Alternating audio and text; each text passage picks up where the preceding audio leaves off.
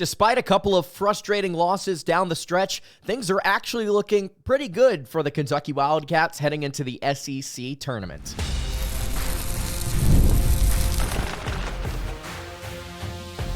You are Locked On Kentucky, your daily podcast on the Kentucky Wildcats, part of the Locked On Podcast Network, your team every day. All right, what's going on, Big Blue Nation? Welcome on into Locked On Kentucky, your daily Kentucky Wildcats podcast. I'm your host, Lance Dawe, and on today's episode of Locked On Kentucky, we are going to be discussing Kentucky's path to the SEC tournament. Now that all the Wednesday night games have finished, what do we know about the standings and Kentucky's possible seeding with just one more conference game to go in the Southeastern Conference? Also on today's episode, going to talk a little bit about what exactly happened to Missouri against the Oklahoma Sooners earlier tonight. They got thrashed on the defensive end. What can Kentucky learn from that? What can we learn from that as we get closer to a very big game in Como on Saturday? Thank you guys so much for making Locked On Kentucky your first listen every single day. Want to remind everyone out there that we are free and available on all platforms. And if you are watching on YouTube, I would greatly appreciate it if you subscribe to the show.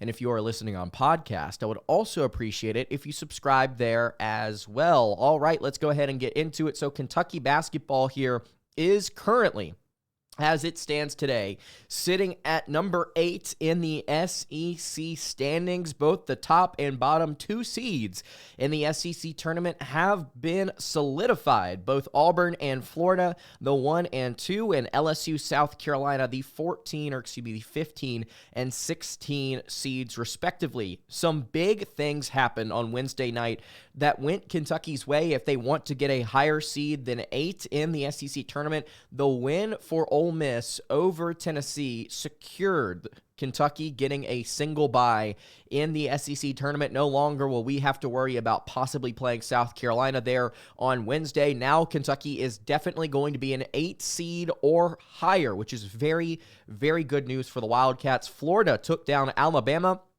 to solidify again their place in second. You saw a big result there, obviously, like I mentioned, in Norman, Oklahoma, downing Missouri. Top 15 team goes down against Oklahoma, who was fighting for their NCAA tournament life. Going to see some big-time movement on Saturday. Also, if I'm not mistaken, 2 nights ago, Mississippi State lost at home to Texas, which was a very big result for the Cats as well.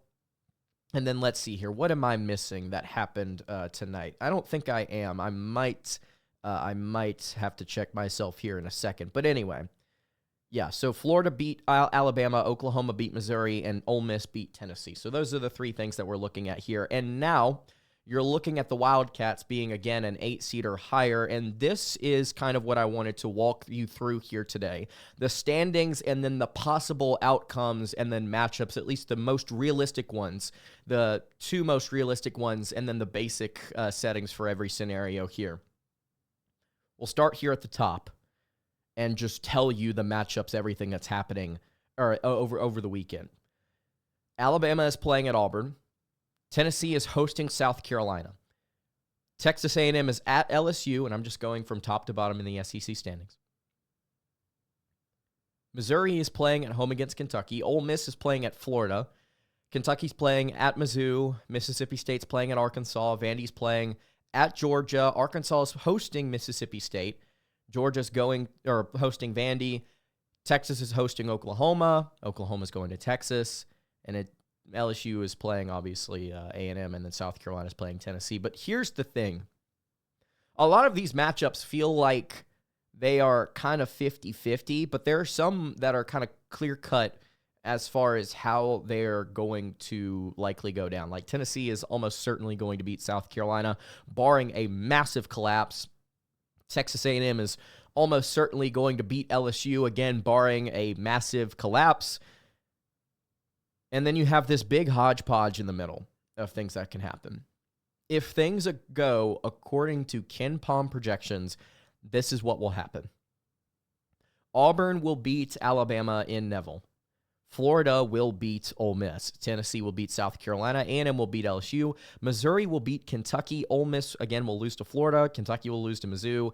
Mississippi State is actually a dog at Arkansas, according to KenPom, so they would lose that game. Vandy would lose at Georgia. Arkansas would win over Mississippi State. Georgia over Vandy. Texas would beat Oklahoma by 3, according to KenPom, meaning Oklahoma would lose. And again, LSU and South Carolina would lose. So your projections here, if things go according to what the computer models say, this is what your SEC tournament looks like. Auburn, number 1, 16-2. And you've got Florida locked into the 2nd seed already, regardless of what happens. Tennessee and Alabama would be tied at 12-6. And according to the SEC tiebreaker rules, you look at head-to-head matchups first. And Tennessee is 1-0 against the Crimson Tide here this season. So Tennessee would be your 3 seed. Alabama would be your 4. Texas A&M and Missouri are tied at 11-7, but A&M beat Missouri earlier this season, so A&M would be your 5. Missouri would be your 6. Ole Miss would be your 7 at 10-8, and Kentucky would be your 9, or excuse me, Ole Miss would be your 7, Kentucky would be your 8. Pause for water. Then you have Arkansas as your 9 seed. Why is Arkansas the 9 seed in this scenario, or like this most probable scenario according to computer models? Well, Arkansas, Mississippi State, Georgia, and Vandy would all finish 8-10. So it's a 4-way tie. And I have it backlinked here. I'll pull it up for you guys. The rules for SEC tournament tiebreakers. If there's a 2-team tie, you do the win-loss results of the head-to-head competition between the 2 teams. And then they've got other things. But we got a 3-team tie or more here. And this is what the SEC's website says. When 3 or more teams are tied, the following procedure will be used in the following order until the tie is broken. If 2 teams remain tied after a tiebreaker provision, the 2-team tiebreaker formula will be used. So, here we go. 4 teams tied. First thing you look at is the best winning percentage of games played among the tied teams. Example, if Team A is 3-1, Team B is 2-2, and Team C is 1-3, then Team A would be the highest seed, Team B the second, Team C the lowest, right? Arkansas is 3-0 combined over State, Georgia, and Vandy. Mississippi State is 2-1. Georgia is 1-2, and Vandy is 0-3. So your 9 through 12 would go Arkansas, Mississippi State, Georgia, and Vandy. You would have Texas as your 13 seed if they beat Oklahoma at 7-11. You would have Oklahoma as the 14 at 5-13. You would have LSU at your 15 and South Carolina at your 16. Kentucky in that scenario, if they were the 8 seed, would play the winner of Arkansas, South Carolina off of Wednesday. That game would be played at noon Wednesday, and then the game on Thursday would also be played at noon. So it would be Kentucky versus either South Carolina or Arkansas, and in case you did not see it, I'm going to pull it up for you guys here real quick. I didn't even realize I had KenPom open. Foolish me. I usually start an episode by opening KenPom, which is just kind of crazy. But Arkansas, on March 1st, 4 days ago, lost at South Carolina 72-53. Obviously, I don't think the Razorbacks are going to shoot that poorly again, but I like the Colin Murray-Boyles matchup against the Razorbacks. I will say that. So you're looking at possibly playing South Carolina or Arkansas again, which in my mind, would not be fun, I don't think. But Cal doesn't get his kids up for the postseason. At least that's what he did at Kentucky for half a decade. And then you would play Auburn. Yikes. But at least you would have an opportunity to get a quad 1 win. Let's go over the situation if Kentucky beats Missouri this Saturday, and then we'll take a look at all the other possible outcomes. Before we do that, though, I want to tell you guys about our friends over at Supply House. You can get the supplies you need from the site made for skilled trades. Supply House. Whether you're in plumbing, HVAC, or electrical work, Supply House is the reliable way to order products online. Their easy-to-use website is packed with helpful resources and the latest product info to help you get the job done right. Plus, with a complete inventory of over 200,000 parts from top 400 brands, you'll find exactly what you need. It's delivered fast from coast to coast. And if you need help with an order, Supply House offers expert support and industry-leading service, so you'll always talk to a real person, thank goodness. And for trade pros looking for an extra edge, their free Trademaster program offers exclusive perks like a dedicated phone line, free shipping, and discounts on every order. Thousands of skilled professionals are already taking advantage, and now it's your turn. You can join the Trademaster program today at supplyhouse.com/TM and start ordering plumbing, HVAC, electrical supplies, all with just a few clicks. Plus, you can use promo code SH5 for 5% off your first order. Again, use promo code SH5 for 5% off your first order, all over at supplyhouse.com. All right, continuing along here on the Wednesday evening edition of Locked On Kentucky. Lance Dawe hanging out here with you. I really appreciate you guys checking out the show today. If you've not subscribed to the YouTube channel or the podcast feed, I would greatly appreciate it if you did so, talking about what could happen here for the Kentucky Wildcats. So that's if everything goes according to plan, quote unquote. Kentucky would be the 8, Arkansas would be the 9. You'd probably see the Razorbacks in the second round on Thursday at noon. Here's how things go if Kentucky beats Missouri. If Kentucky beats Missouri, they will finish 10-8, as will the Tigers. So your top 5 seeds look the same. Auburn, Florida, Tennessee, Alabama, A&M, if they all win their respective matchups, right? Which is the most likely thing to happen. Kentucky at 10-8 would be tied with Missouri at 10-8, and then Ole Miss at 10-8. So, how does this work? Well, according to the SEC, again, first thing you do is the winning percentage of the games played among the tied teams. Well, Missouri, Kentucky, and Ole Miss are all 1-1 against each other this season. So, what is the next thing that you do? Well, you look at the best winning percentage of the tied teams versus the number 1 seed and proceeding through the 14 seed if necessary. So, let's look at it. All teams lost to Auburn, the 1 seed, so we go to the 2nd seed in this scenario, Florida. Well, Kentucky beat Florida. Ole Miss lost to the Gators. But Missouri, if you remember, actually beat Florida in Gainesville earlier this year. So both Kentucky and Missouri are left here at 1-0. So we go back to the SEC website. Remember, it said if 2 teams were made after a tiebreaker provision, the 2-team tiebreaker formula will be used. So we go back to the 2-team tie. First thing it says, win-loss results of head-to-head competition between the 2 teams.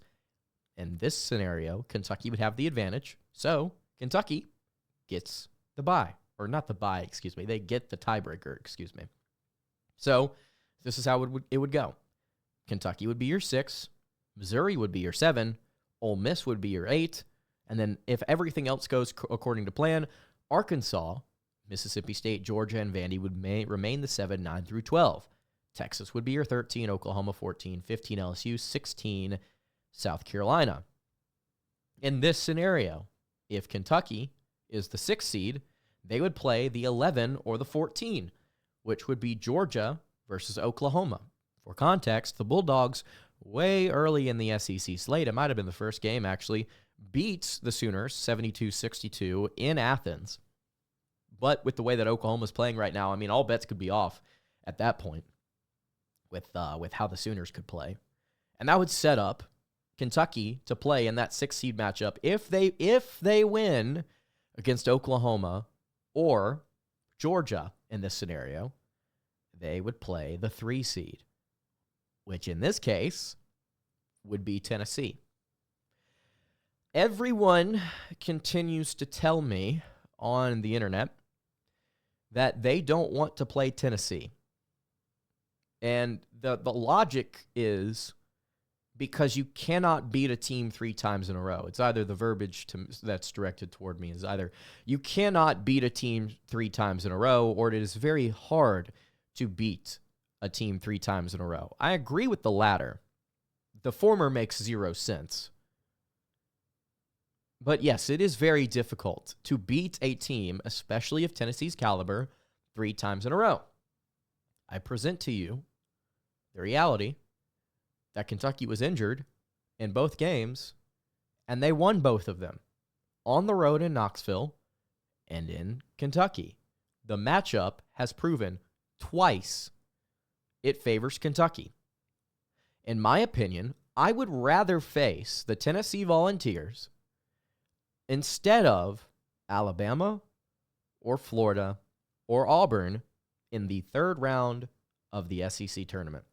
I would rather face Tennessee over the Tigers, the Gators, and the Crimson Tide, all of which have proven that they match up better than Tennessee has shown they can against Kentucky.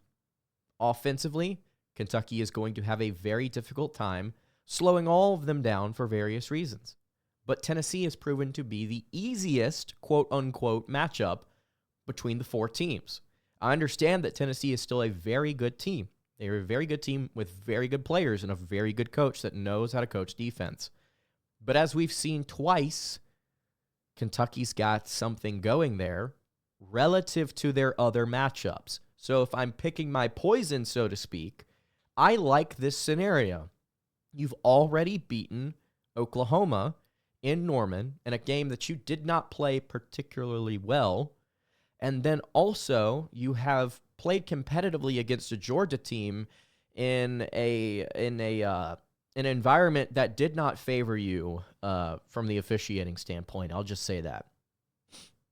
It was as egregious, if not worse, than the Alabama game this year.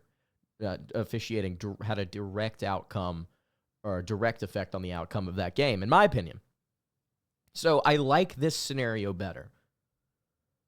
Let me know what you think in the comments below. Which one do you prefer? I'm going to end this part of the conversation here by pulling up Aaron Gershon of 24/7 Sports, writer for the Cat's Paws. Tweeted this out earlier. This summarizes everything for you.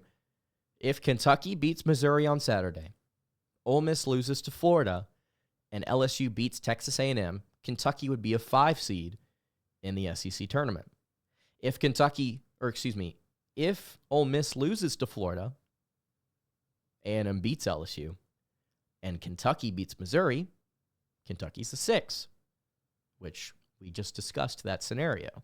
We kind of walked through everything and the tiebreakers and such. If Kentucky beats Missouri, Ole Miss beats Florida, and A&M beats LSU, Kentucky would be the 7 seed. If Kentucky loses to Missouri, regardless of whatever happens around them, Kentucky will be the 8. The 9 seed is officially out of play. Let me know what you think in the comments below. Are you bent on playing literally anybody else other than Tennessee in the third round of the SEC tournament, technically, if Kentucky wins? Would you rather see Florida, Auburn, Bama after you hopefully, knock on wood, win your first matchup? Let me know. Are you okay with seeing the Vols? Do you care at all who Kentucky matches up with? Or are you just at the end of your rope saying, well, Kentucky's going to lose no matter what? Not even close to there, by the way. I think Kentucky's got a lot to be excited about heading into their game against Missouri and Como. Very, very, very, very, very, very, very tough game to win. Let me be clear. Kentucky's projected to lose that game by 4 right now.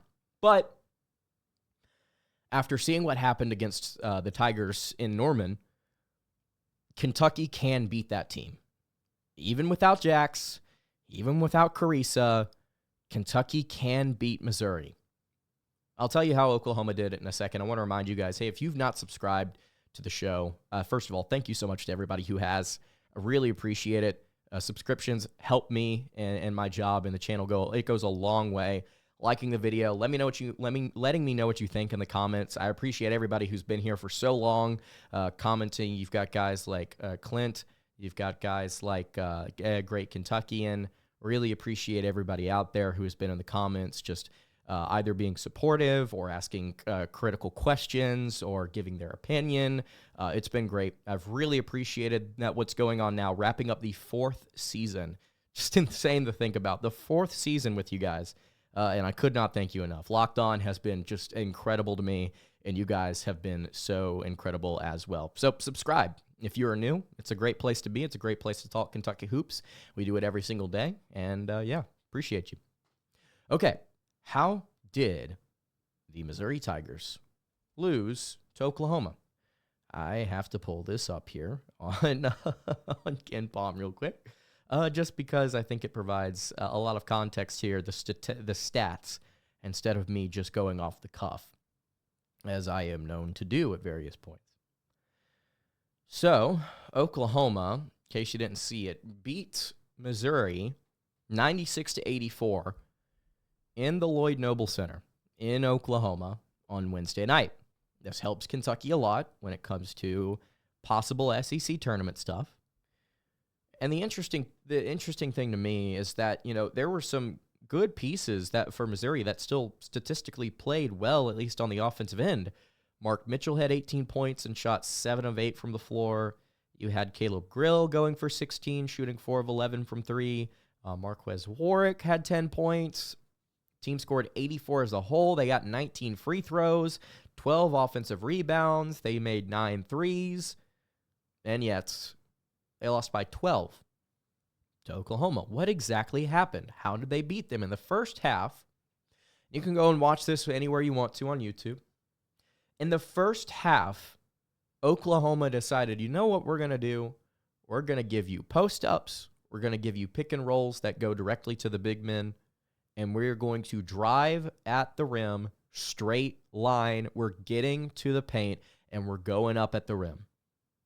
If I am not mistaken, Oklahoma only took 3 threes in the first half. It was either 3 or 4. They did not care to shoot from beyond the arc, partially because of how far Missouri was trying to run Oklahoma off the line. Oklahoma does a very good job of getting to the charity stripe, and to be honest with you, that's kind of how they beat Missouri in this one with Fears, who made all 12 of his free throw attempts, but also Fears shot 8 of 11 from 2. He had 31 points, 5 assists, 1 turnover, and a steal in 34 minutes of play, excuse me. Bryson Goodine, 3 of 5 from inside the arc. You also had guys like Sam Godwin, who on that pick and roll or drive to the basket as their 5-man had 12 points all in the first half, 5 of 5 from the floor. Their starting 5 carved them up, got to the rim, and finished. They shot 64.1%, and they also shot 7 of 17 from beyond the arc. So they needed an efficient outing overall. 96% from the charity stripe, 25 of 26, as opposed to Missouri's 19 of 24. All of this to say, I think they had like 3 more points off turnovers than Mizzou. It was like 17-14. They got out in transition, and they got to the rim. I know Kentucky's offense is better when they can shoot threes, when they have open opportunities to shoot threes. Case in point, both the Tennessee games. Missouri is not going to let Kentucky shoot threes in this game. I don't think they're going to. I think the Tigers are going to do everything they can to try and either put you on the line or make you take a shot at the rim. They are 247th nationally in point distribution on defense from 3. 14th in the SEC when you get to conference stats. Meaning, they don't allow opponents to shoot threes. Now, when they do, opponents are shooting 33.2% and shooting 33% conference play, which is average. But they're putting them on the charity stripe. And that's what's kind of killed them so far this season, is that opponents have shot so well there, and it's kept them in games. Missouri will try and turn you over. They will be aggressive. They will be handsy, as is every SEC team, it feels like, that isn't named Texas, Oklahoma, or Kentucky. But I think that this is an opportunity to look at what happened against Oklahoma, to look at the way that Kentucky played against LSU, and ask the question, okay, if Otega-Oweh, Brandon Garrison, and Amari Williams can replicate what they did against LSU, does Missouri have enough to win the game?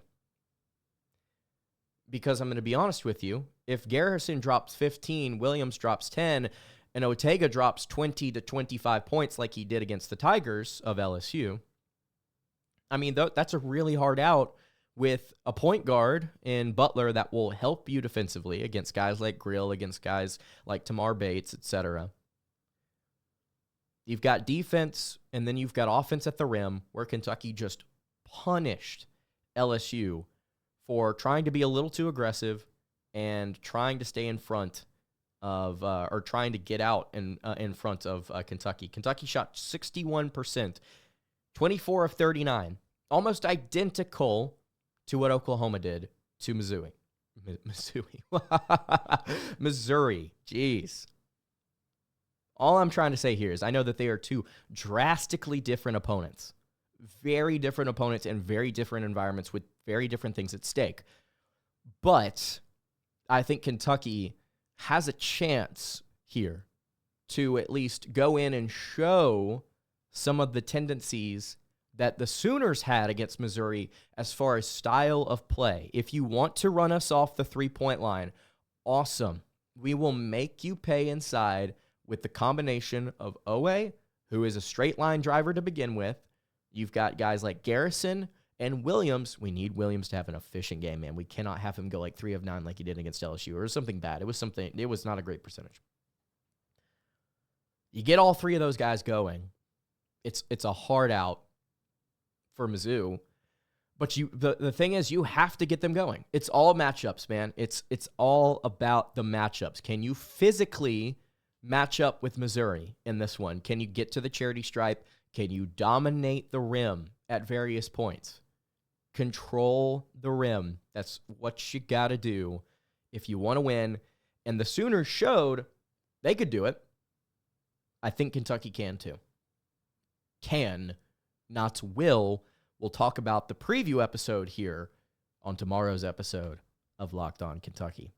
That's going to do it for today's episode. You can follow the show on Twitter at LockedOnUK. You can follow me on Twitter at Lance_, and follow the show over on Instagram. That is at Kentucky Podcast. Any questions, comments, concerns, leave those in the YouTube comments below. Hit me on the socials. I will see you all tomorrow for another episode of Locked On Kentucky. Hope you guys have a great rest of your day, and God bless.